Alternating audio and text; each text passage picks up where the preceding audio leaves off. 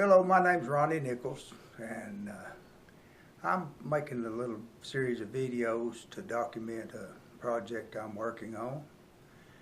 It's a Gibson early 1920s banjo that I'm going to convert to a modern style 5-string resonator banjo. These banjos were made up until about 1924, and they featured a 10.5-inch pot.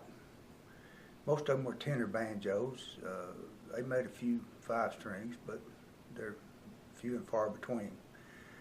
But the process that they used on these banjos was it was a 10.5-inch pot with ball bearings in the top of it and what they called a tone tube.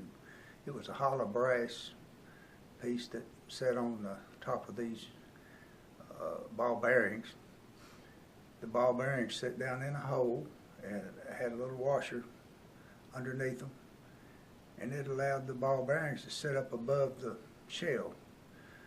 So in effect you had about a 1/2-inch hollow brass tube with holes in it sitting on top of the wooden shell, just above the plane of the top of the shell, and that allowed the tone tube to vibrate. So I've converted 2 of these in the past year.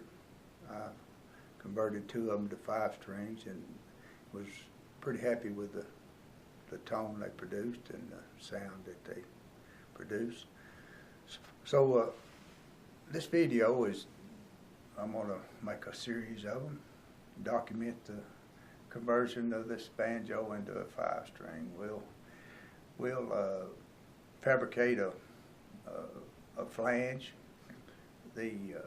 similar to a tube and plate flange. The tube is already on this little pot, but I'm going to fabricate a aluminum plate to go underneath that to fill in the gap between the resonator and the shell, and put a modern style resonator, Gibson style resonator on it. We'll put a plastic head on it, and I'll fabricate one of my Nichols wooden armrests and put on it, and a Nichols bridge.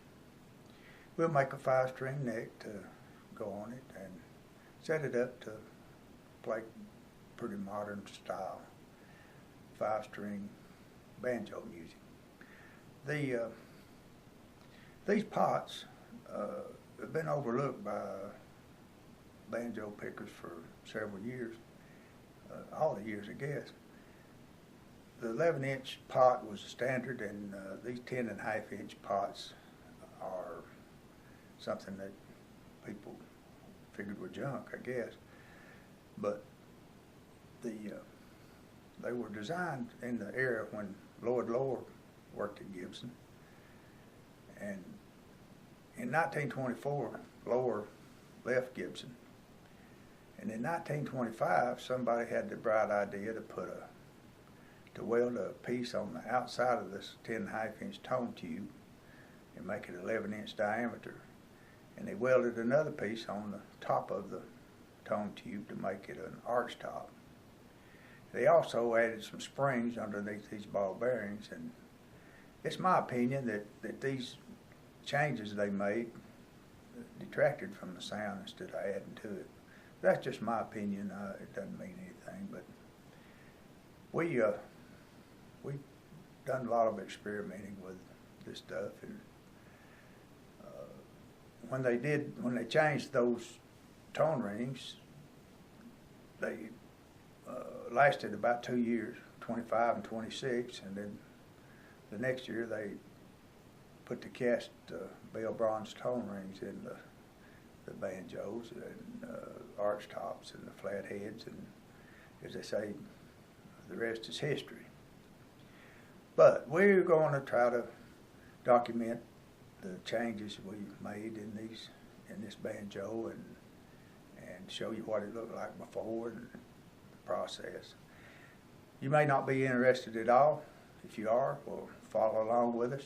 We're going to be putting videos on here every day or two, or every few days in the next few weeks. And we'll document the changes we made to it and how we did them, and show you what it sounds like when we get finished.